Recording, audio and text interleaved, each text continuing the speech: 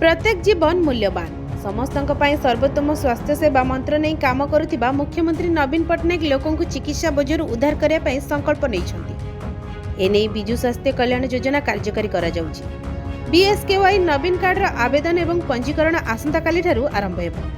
आसंता 16 तारिख पर्यंत एही पंजीकरण चलिबो एवं एहा परे सहरांचल बासिंदा एवं सरकारी कर्मचारी को एथिरे शामिल करा जिवो। कटक रे आयोजित कार्यक्रम रे एही घोषणा करिसेंती 5T तथा नवीन ओडिशा अध्यक्ष बीके पांड्या। एथिपाई ऑनलाइन पंजीकरण आरंभ हेबो। प्रति पंचायत रे बीएसकेवाई रु बाद पड़िथिबा लोकन को शामिल करा जिवो। यह ओडिसा रे एवं राज्य बाहर थिबा सुपर स्पेशलिस्ट हॉस्पिटल रे देयमुक्त चिकित्सा पाई परिबे।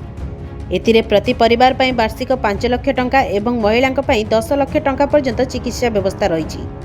जे माने बीएसकेवाई कार्ड पाइछन्ती सेमानकर बीएसकेवाई नवीन कार्ड पई पंजीकरण करिवार आवश्यकता नाही। ब्यूरो रिपोर्ट डिजिटल खबर 24।